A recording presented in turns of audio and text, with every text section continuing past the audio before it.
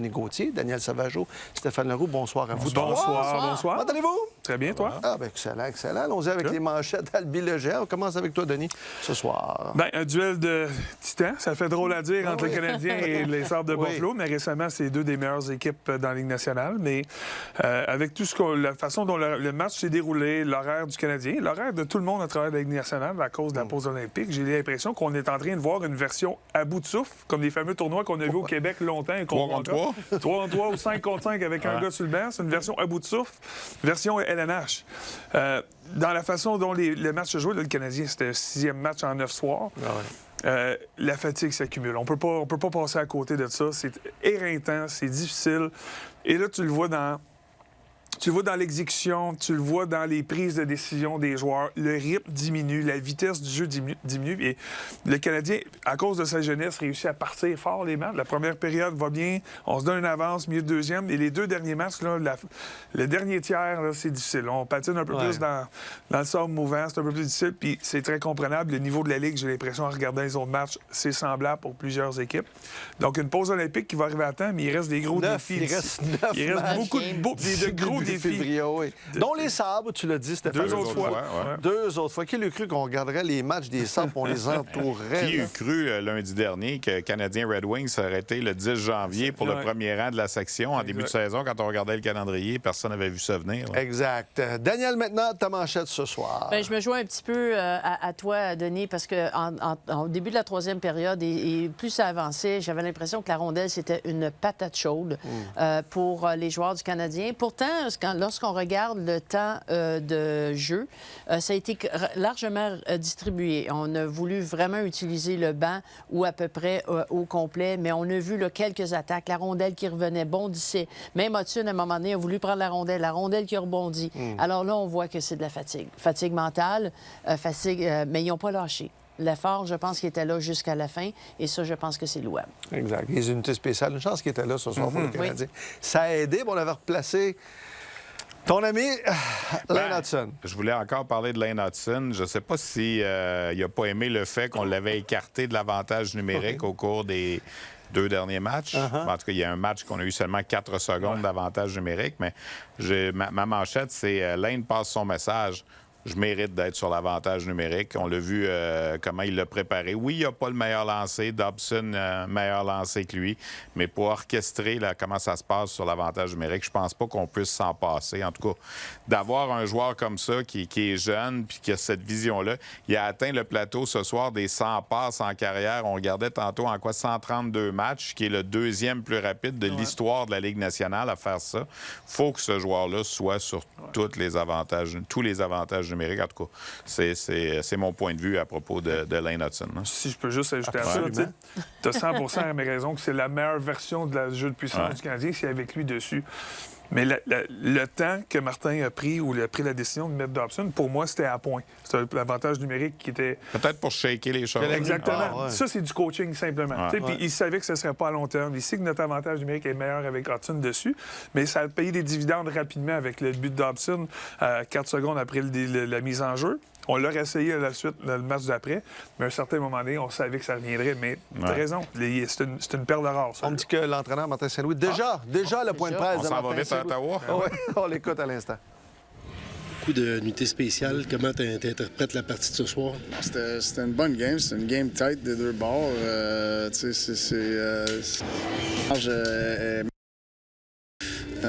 J'ai aimé notre effort. C'est sûr, j'aimerais ça chier du résultat, mais en général, les gars, ils ont travaillé. Les aspects positifs, c'est sûrement l'avantage numérique qui est débloqué. Oui, non, c'est sûr. C'est toujours le fun quand ton avantage numérique ne fait pas juste marquer, mais elle se ressemble comme elle est capable de se ressembler. Je trouve qu'on s'est replacé. C'est quoi le défi? Tage Thompson a quand même eu souvent des bons matchs contre vous autres. C'est quel genre de défi? C'est une excellente équipe. Tage Thompson, c'est un excellent joueur. Fait qu'il faut que tu sois alerte quand il est sur la glace. Il faut sortir les rondelles. Il faut que tu gères la puck. On l'a mis sur le powerplay de bonne heure. Fait que ça nous a fait mal un peu pour partir le match avec les punitions en partant. Mais on s'est replacé. Puis on a joué une game, là. You talk about an excellent team. I mean, there's obviously they've had their trouble here over the past few years, but when you look across and see all the young talent that they have, like, can you see this becoming sort of a regular back and forth rivalry? I think so. Yeah, I mean, I think it was a great game, like to watch, and the talent on the ice, and the kind of hockey that was being played, and we expect that from them. That's a good team. Qu'est-ce qui a rendu la tâche en désavantage numérique plus compliquée contre l'avantage numérique des centres? C'est sur le power play limité, il y a des avantages numériques, il y avait vraiment quelques passes transversales qui faisaient aussi chez les centres. Ben, c'est une équipe qui ont les joueurs pour exécuter à un très haut niveau. C'est ça qu'ils ont fait. Le premier, c'était un lancer voilé. On a juste manqué de la bloquer, mais on était là. Mais c'est des joueurs clés qui sont capables de faire ces jeux-là. Mais en général, notre piqué, je trouve qu'il nous donne du bon hockey. Ça aurait été le fun d'être capable d'en tuer plus, mais c'est pas une ligue facile, surtout quand tu as ces joueurs-là. I asked you this morning about Nick and Cole's production, and you mentioned them needing to win some battles and get to the inside. Did you feel I thought we they did that tonight? Yeah, I thought we did that tonight. I don't think we were a perimeter team tonight. I thought we were very engaged. So I mean, we're obviously going to rewatch and there's some mistake to correct, but overall, I felt our intentions were there. I feel it's a game that could have gone either way. Il a dit en anglais ce qu'il a dit en français. Il a aimé le jeu de son équipe, il a aimé le match de son équipe, mais il a quand même en français dit des choses particulièrement sans pointer des joueurs. L'indiscipline, notamment après le but de Caulfield, tu prends une pénalité et là, ça ouvre la porte à Tage Thompson. Il a aussi parlé d'être capable de sortir la rondelle de la zone à des moments précis, ce qui est arrivé sur le 4e but des Sabres, celui de Tage Thompson, où Philippe Danault est à la ligne bleue, mais là, peut-être il y avait une pénalité à ce moment-là. Mais cela dit, des petits détails, Martin n'est pas satisfait quand même parce que c'est 2 points que tu laisses aller au classement, mais des petits détails comme ça qui l'ont hérité. Il n'y a pas de petits détails, Luc. Parce que chaque détail peut avoir un résultat gros, très négatif.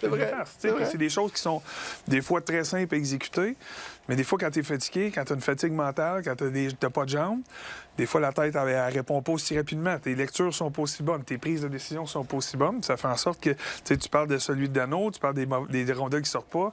J'ai illustré, après la deuxième période, Caulfield sur une entrée de zone qui tourne le dos à Thompson, qui permet de rentrer en plein centre de la patinoire puis qui passe à toc. C'est des petits détails, mais c'est des gros détails qui ont un impact des fois direct, qui te donnent des buts et des fois qui te font perdre des matchs. Ça, c'est le quatrième but, celui de Tage Thompson. Danault va un petit peu mettre Hudson dans le trouble ici, puis il se fait retenir le bâton. Il aurait pu avoir 2 minutes pour avoir retenu. Là-dessus, quand tu le regardes, peut-être que sur le coup, il n'y a pas d'infraction, mais le résultat après, c'est le but, puis ça devient le but gagnant. Regardez-le comme il faut. Hudson n'a pas pu rien faire. La rondelle est apparue dans ses patins parce que Danault a été accroché. Regardez, on retient son bâton, alors il va avec son patin. Est-ce qu'il aurait pu avoir infraction là-dessus? Pas de but, ça change peut-être le résultat. Tu as Kapanen en sortant d'une punition qui s'est présentée. Le gardien était tout croche, Colton Ellis. Il était sorti. Il aurait pu lancer, puis ça aurait pu créer l'égalité aussi. Regardez ici, là, moi, je pense qu'il y avait 2 minutes là-dessus. Je ne sais pas, Denis, ce que tu en penses, là, mais c'est... si c'était moi, il n'y avait pas de 2 minutes. Moi, j'ai vu jamais un 2 minutes que je méritais. Mais ça permet à donc, justement, d'être capable de s'élancer puis de se retrouver à 2 contre 1. Mais c'est en période de fatigue. Puis c'est là que, tu sais, Buffalo a capitalisé sur les erreurs, des erreurs de la sorte. Même chose, le premier but, elle a passé carrément là, entre les 2 jambes de Carrier. Bonne position, la rondelle, bon, visiblement, elle avait des yeux. Il y a eu une barre aussi horizontale en début de match. Ça aurait pu porter le compte 2-0. Mais encore une fois, le Canadien, dans les 5 derniers matchs, a donné beaucoup plus de buts en 3e période. Alors, encore une fois, c'est de jouer avec l'intention. J'aime le message de Martin qui dit « Moi, je suis content de l'énergie. » Il sait que son équipe est fatiguée. Il a coaché de la sorte pour s'assurer que tout le monde était utilisé. Il a parlé d'intention. Tu en as parlé aussi pendant le match, de vraiment coacher par l'intention d'y aller pour faire un geste, mais ça n'arrive pas tout le temps. Puis ce soir, bien... S'il y en a peut-être un qui était moins fatigué ce soir, c'est le gardien de but, Jacob Fowler. Puis évidemment, on en parle à chaque émission, à chaque après-match. Mais c'est ça la situation présentement chez le Canadien. Il y a 3 gardiens. Pierre Aude en a parlé avec Marc Denis à la fin du reportage en disant Jacob Fowler n'a pas volé le match, mais il a été correct ce soir. Et tu t'attends à un arrêt de plus de ton gardien, que ce soit Montembeault, que ce soit Dobèche, que ce soit Fowler ce soir, qui n'est peut-être pas venu. Qu'est-ce que vous en avez pensé aussi de cette situation-là? Parce que dans le deuxième but dans la position RVH, comme on dit chez les gardiens, il s'est rendu vulnérable. Bref, sa façon de se déplacer, surtout sur le troisième but, peut-être qu'il y avait... En tout cas, bref... Bien, c'est mettons, un mauvais but et demi. On va voir ici. Là. Celui-là, Doan, là, n'est pas supposé peut-être de passer là. Non, ça. Puis, tu sais, je comprends que c'est une position RVH qui est utilisée beaucoup aujourd'hui. Ouais. Mais ça marche mieux quand tu fais 6 pieds 5 comme gardien de but. Ça marche moins bien quand tu fais 6 pieds 1. Ça laisse un peu l'ouverture en haut. Le déplacement, là, pour moi... a eu l'air nonchalant. Je ne sais pas s'il a été moins ou pas. Agressif, moins agressif, je vais le dire. Ouais. Ouais, c'est bien dit comme ça.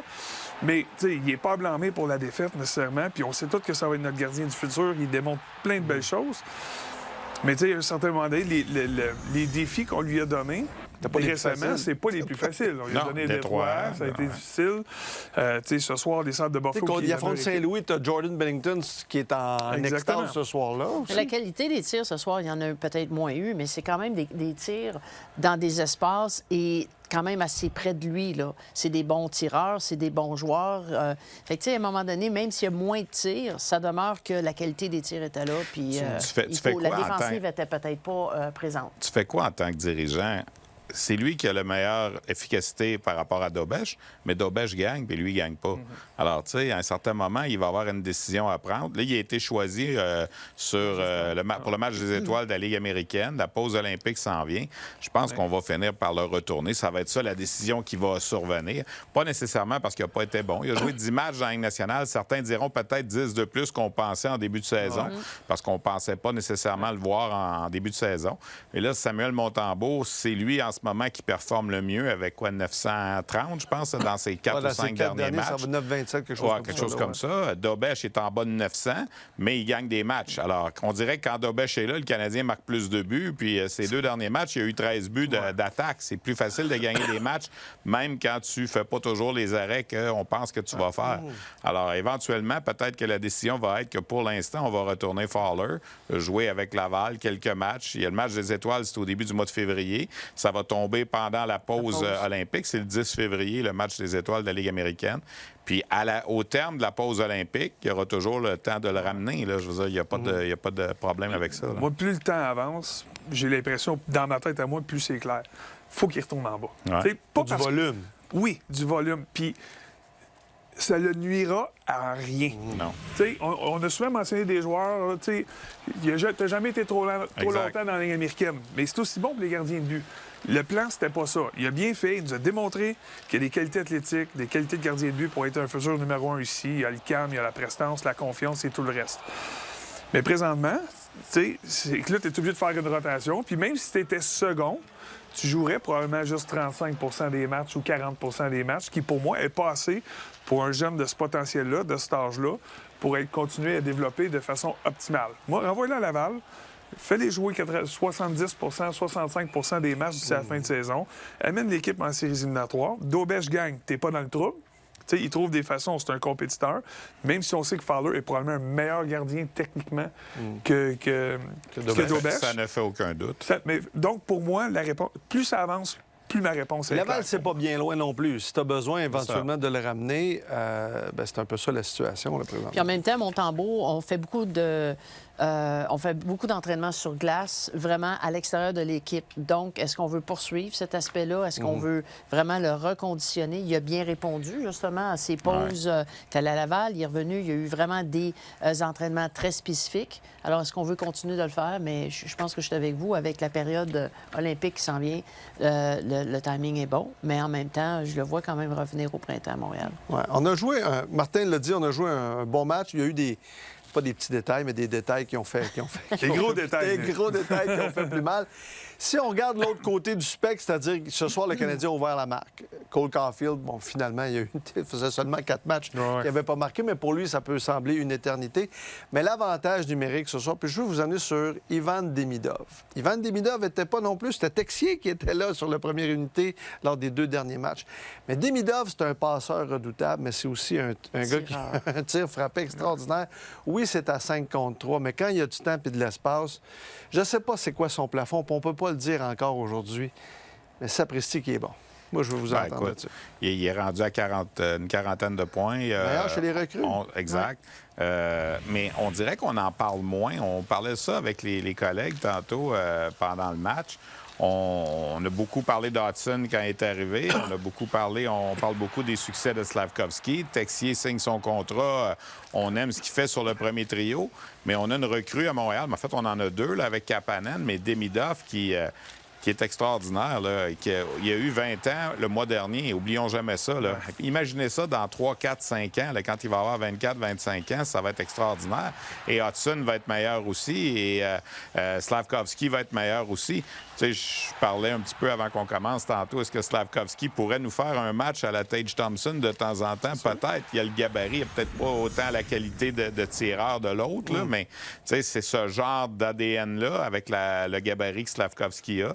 Et tu regardes ce qu'il est en train de faire en ce moment. J'ai hâte de voir comment ça va aller aux Olympiques. Aux Olympiques, en 2022, il avait été extraordinaire. C'est là qu'on l'avait découvert, Juraj Slavkovski. Moi, j'avais eu la chance de travailler sur les matchs. Puis, il avait été le joueur par excellence du tournoi olympique. Il avait 17 ans.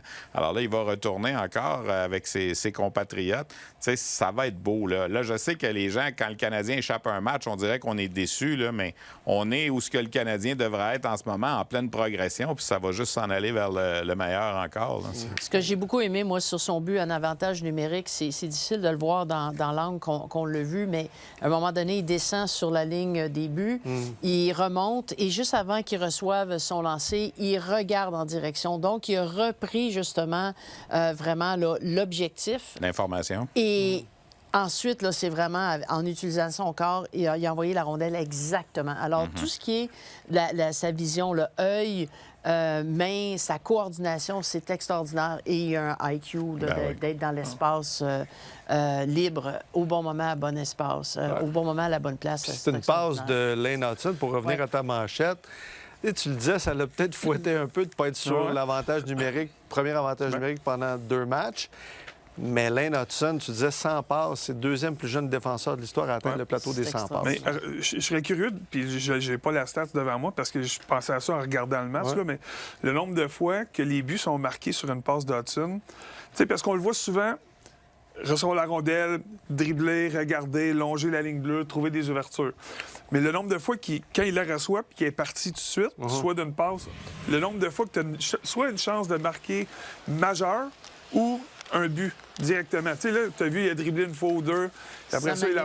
là, c'est un tir sur réception. Elle est partie, c'est un retour, c'est là. Le but de Demidov, c'est la même chose. Le 5 contre 3, on a bougé la rondelle, on a fait des passes, un dribble ou deux. Mais quand il l'a reçu de sa gauche pour l'envoyer à Demidov, il n'a pas pris le temps de la dribbler. Il l'a pris tout de suite sur son coup droit. Il l'a glissé tout de suite à Demidov pour un tir sur réception. Puis ça l'amène comme un effet surprise pour moi qui donne pas le temps à la boîte ou le triangle défensif de réagir et de se placer dans ses lignes. Puis ça, pour moi, c'est ça la grande qualité de Hudson, c'est quand il bouge sa rondelle rapidement puis il la garde pas trop longtemps. Ouais. Puis t'as pas le choix. En tout cas, je sais pas, Martin Saint-Loup, comment il voit ça, mais là, maintenant, le Demidov, Hudson, il faut que ce soit sur ta première unité. À moi qui est vraiment un creux de vague. Puis s'il y avait un creux de vague là, dans les derniers temps, mais ces deux-là, t'as pas le choix de les 21 ans, 20 ans. Ça va être bon. Ça va être bon longtemps. Puis je reviens, c'est du coaching. Martin, il va avoir des opportunités de le refaire aussi. Il va avoir des creux de vague. Puis juste des fois, saisir. T'en changes un, t'en changes deux. Puis ça dure un match. Ça dure seulement des fois pour le temps d'une seule présence. Mais il faut que Martin coach dans des moments importants. Puis que tu souhaites ton meilleur ou ton dernier joueur, des fois, ça te prend une réponse. Puis on l'a. Exact. Le Canadien a affronté les Red Wings, perdu 4-0. C'était un match important contre les Red Wings. Tu affrontes les Sabres de Buffalo. Ça reste un autre match important de ta division. Tu perds. Je veux pas faire d'amalgame puis de... Mais je vous amène là pareil. Dans le sens que ce sont des matchs importants. Oui, il y a la fatigue, oui, le calendrier. Mais là, tu en as perdu 2, là, en fait. Tu as perdu comme 4 points, là. Je sais pas. Tu bats les Canucks, il n'y a pas de problème, tu sais.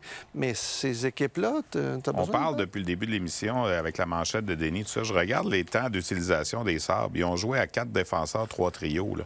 Le 5e, 6e défenseur, là, ils ont 6 et 7 minutes dans le match. Ça veut dire que le top 4 en a joué 24-25.